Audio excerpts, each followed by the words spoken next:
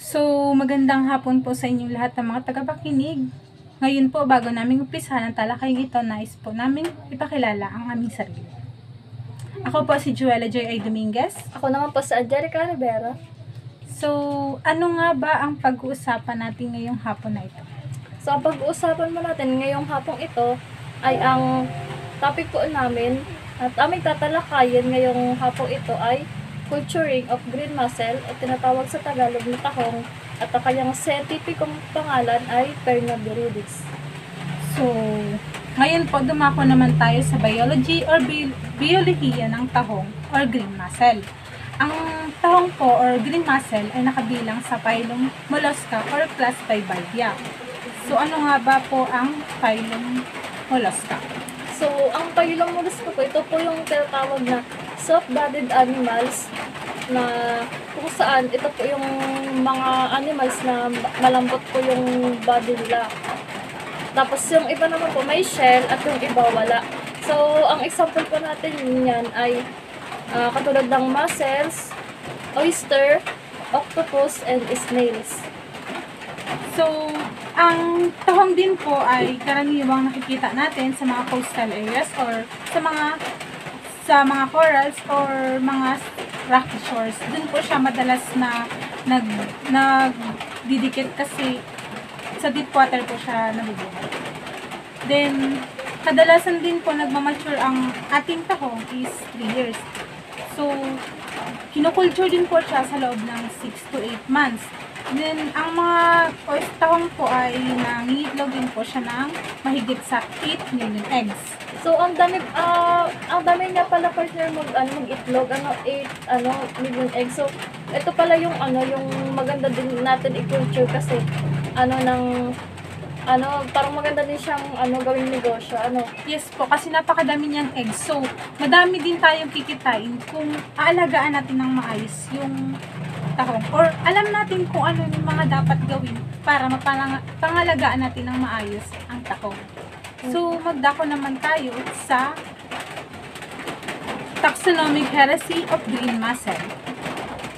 So, ito po yung kasali po sila sa Kingdom Animalia na kung saan ito po ay katulad din mga animals, tapos sila yung mga animals na soft-bodied.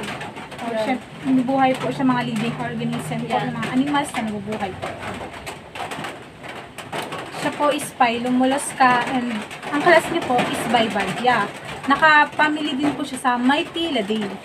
And dumako naman po tayo sa 4 popular species ng mussel.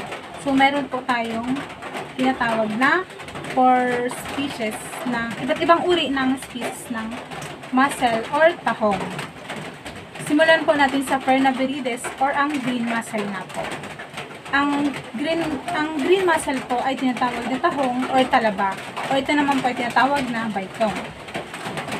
So, bakit siya partner tinawag bakit siya ito ba yung common sa Pilipinas na nakakulture? Yes po, ito yung Perna viridis or green mussel. And meron din po tayong blue mussel na natagpuan naman po natin sa Camarines Sur at iba't iba pong bahagi ng lugar dito.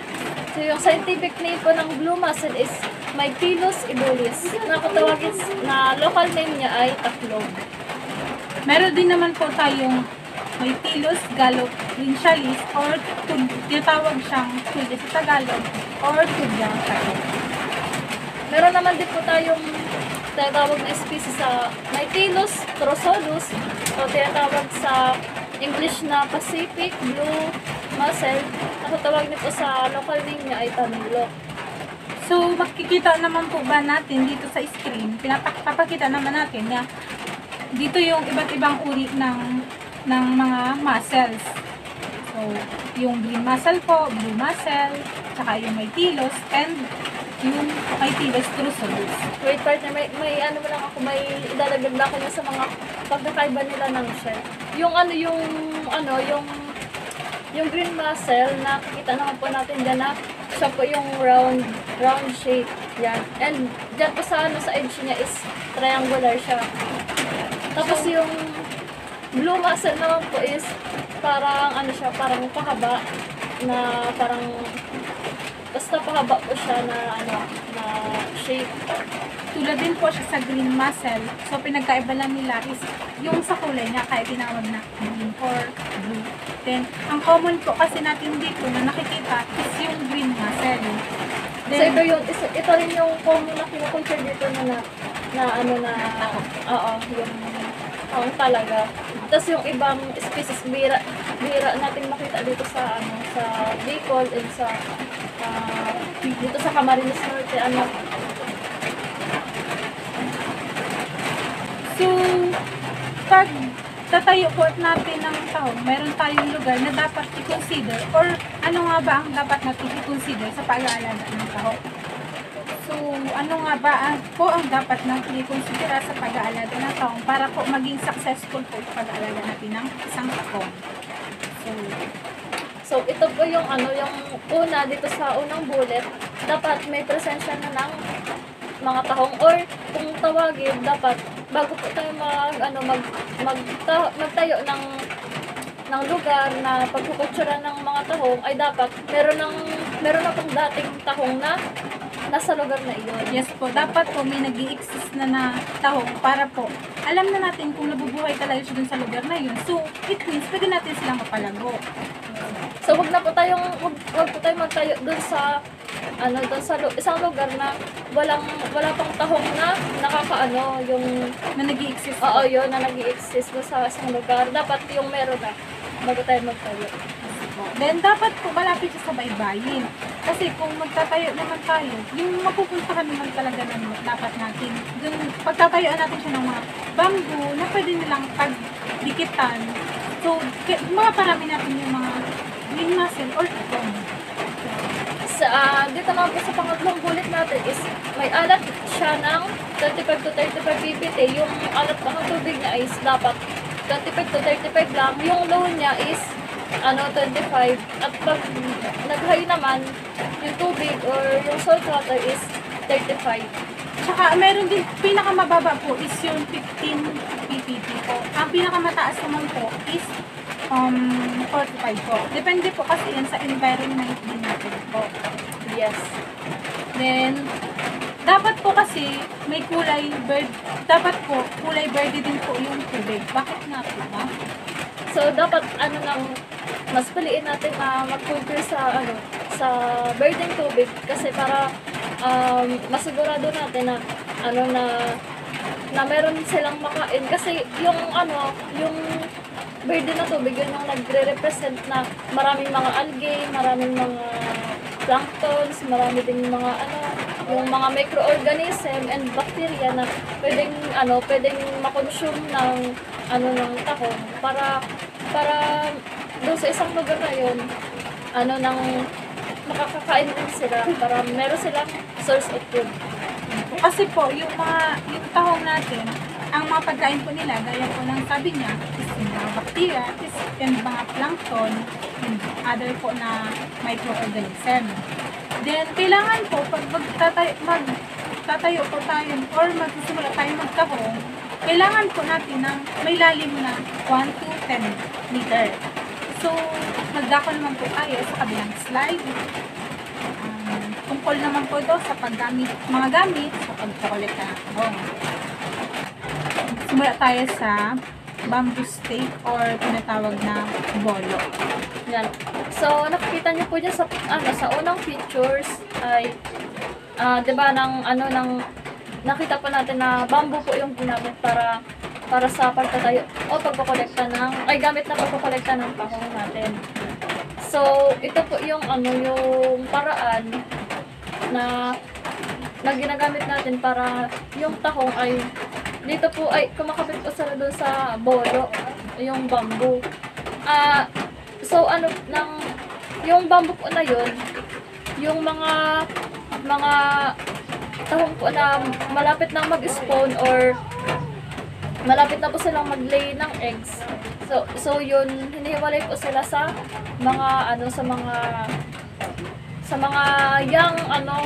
young mussel. So yun, para po yung mga young mussel doon na po sila lumaki sa ng sama-sama dun sa isang bolo na sama-sama sila. Yun.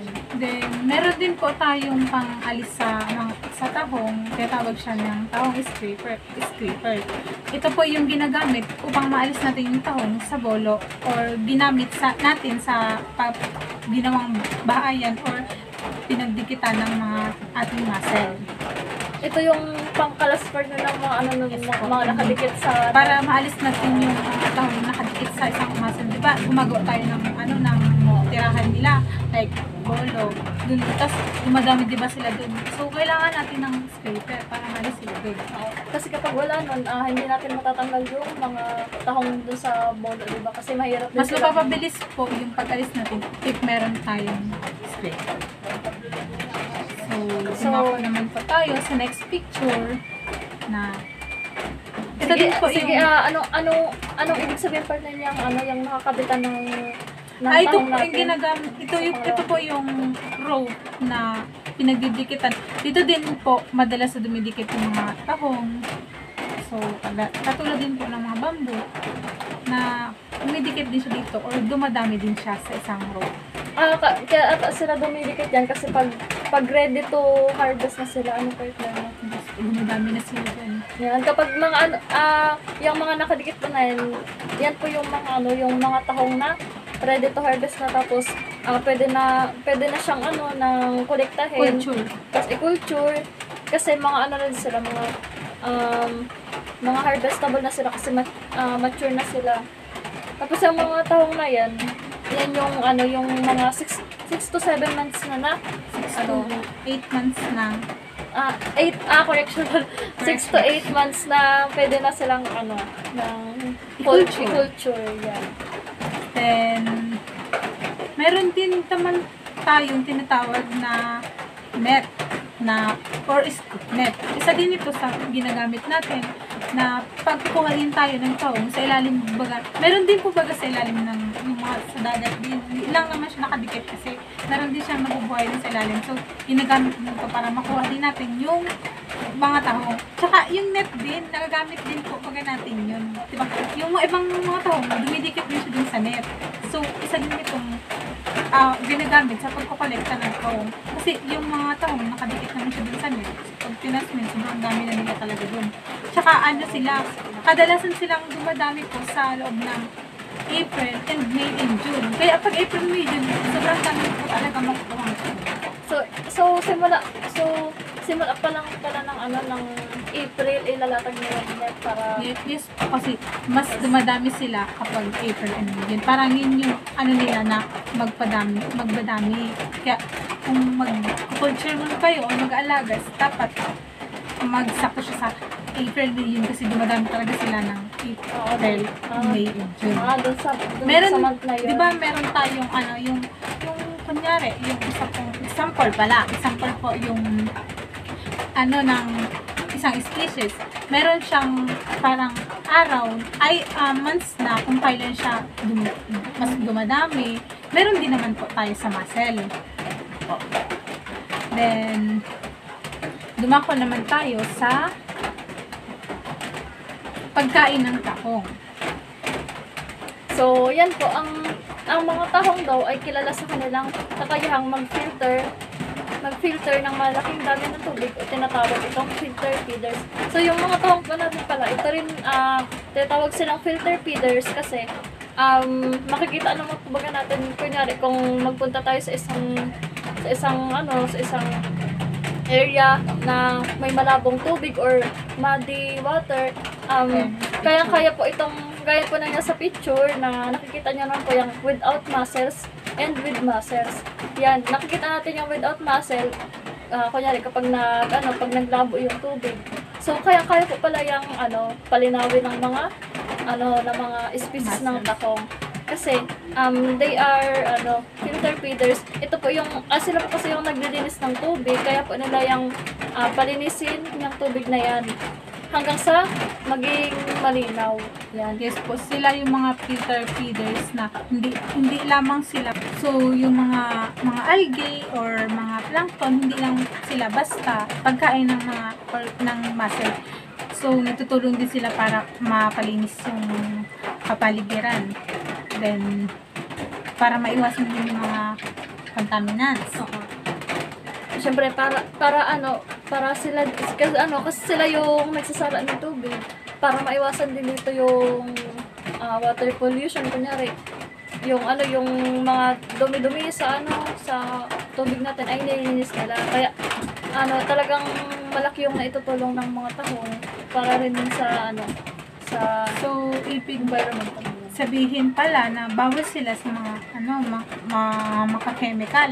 Oh, bawal din sila kasi sila yung nagpipilter nga ng tubig. Filter feeder sila. Kaya bawal sila dun sa mga tubig na mayroong mga chemical din. Ganon. O mga dumi, yung katulad ng mga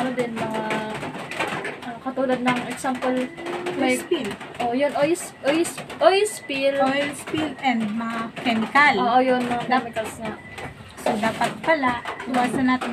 Kung magtatayo pala tayo or magpaparami or magkukulturing tayo ng isang tahong, dapat pala, dun tayo sa, may iwasan yung mga, chemical na makapekto sa isang muscle para po maging successful ang ating pagpaparami ng tahong.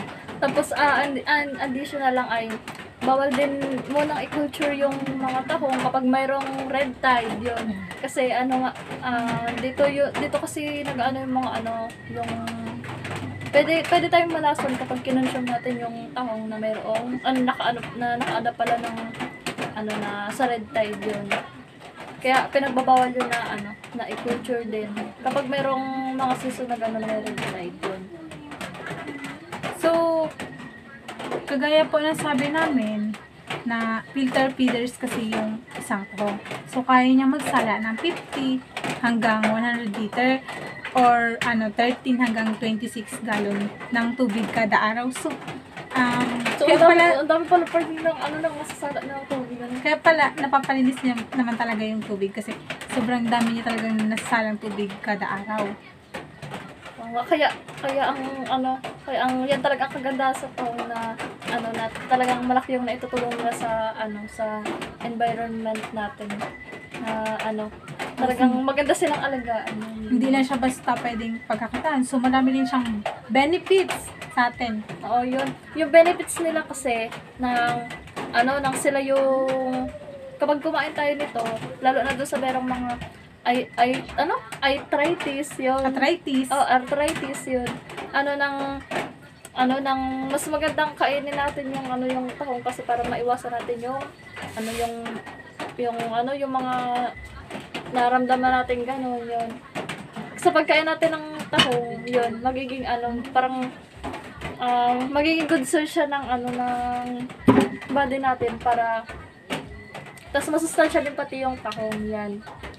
Tapos good source din siya ng vitamins and zinc. Yun. Tapos may dito ko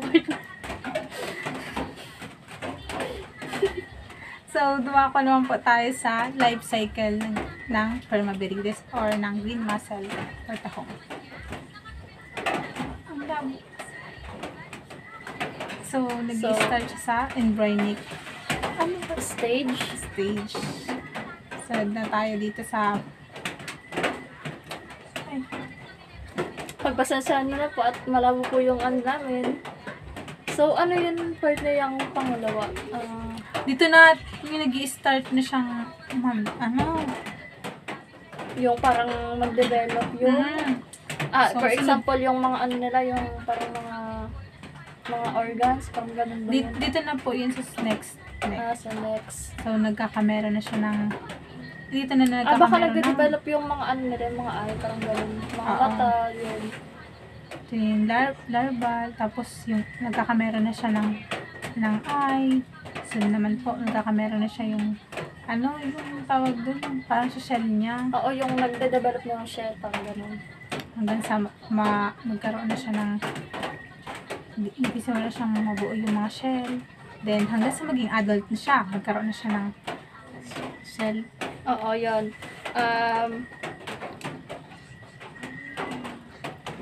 So dagdag lang back to po tayo sa benefits. Dagdag ko lang po na ano yung sa pag-ano mo natin ng taong anti-inflammatory properties po siya, yung green muscle. So, mas maganda pong nare-reduce yung joints natin, yung parang sa mga buto din siya, parang gano'n na mas napapatibay yung buto natin kapag kumain tayo nito. Tapos ng yung mga green lipid muscles nga, ito yung nagpapababa ng mga merong arthritis yun. Yun Then, yun. saan po natin matatagpuan yung mga iba't ibang muscle? Sa matatagpuan natin yung mga iba't ibang uri ng muscle species ay sa Masinloc, Zambales, Calatagan, Batangas, Polillo Islands, Quezon, and Calabarzon, Puerto Princesa, Palawan, Bohol, Samar, Iloilo, at Camarines Sur. So, meron din naman po tayo ng green muscle dito sa Camarines Norte. Tsaka po pala, sa Puerto Princesa, Palawan, napakaganda pala din kasi sobrang daming, maganda mag-alaga ng isang tahong kasi parang napakatagumpay ng pag-aalaga ng tahong sa kanila. Oh, kasi di ba sinasabi ng partner na parang malawak yung area na sa Puerto Princesa, Palawan kasi dun din yung kasi yung parang malalawak yung waters, area of waters, no? Kaya parang mas maganda din mag-alaga. Then, dun maaaring magtagumpay yung pag-aalaga natin ng isang tahong. Then, sa naman, tapos yung Iloilo pala, ito yung pangunahing producer ng tahong dito sa ating bansa. Yun. Samar naman pala, ng gandang lugar sa pag-aalaga ng tahong. Then, sa Bohol naman is yung mga lalawigan kung saan nakalinya yung pag-aalaga ng tahong talaga. Yan. Tapos yan pala sa sa Calatagan, Batangas. Ito daw yung lugar ng kilalang lugar na kung saan yung tahong nila ay yung parang pag niluto nila masarap din yun. Tapos yung mga tahong dito ay malulusog. Yan. Oo, ganun pa na yung sabi doon kasi sa na-research. Sa ano naman po sa Zambales? Sa Zambales, ito naman yung kilala sila sa yung tahong nila sa parang kapag niluto nila, kapag natikman natin ay yung parang manamis-namis siya, tapos malaki pati yung mga tahong dito. Yun. Di ibig sabihin, mas maganda talagang mag-alaga or mag-culture ng isang green muscle or tahong sa Zambales. Oo, yun. Kasi yun nga, yung laman nila kapag niluto natin ay masarap para sa kapag kinonsume natin yan. Ibig sabihin, healthy sila kasi malalaki sila. Oo, then, yun. Yung sa nila, yung sa taste nila at Tsaka malalaki pati sila yun. Kaya parang affordable sa market na na-ibenta yun. Market size nila. Yan.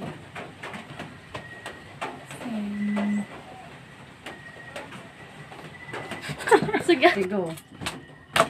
So, additional lang po pala sa centimeter kung bago i-culture ang isang muscle or green muscle or tahong. May alam ka po ba kung ilang meter dapat i-culture ang isang green muscle? Dapat kailangan pa nating malaman na kapag pwede nang i-culture po yung tahong natin is Tsaka ang green muscle din po pala ay pwede siyang i-culture ng 2 to 5 centimeter. Tsaka hindi lang siya basta ng pagkain, gigirin siya ng tirahan ng ibang mga species na nanira sa lalim ng dagat. Like, ng mga isda. Ginagamit kasi siyang may additional ko po ba tungkol sa kahalagaan ng green muscle? meron yung kasi kapag sa pamamagitan na nakagdikit ng kanyang substrate tulad ng sa bato or sa ibang shellfish, nakatutulong po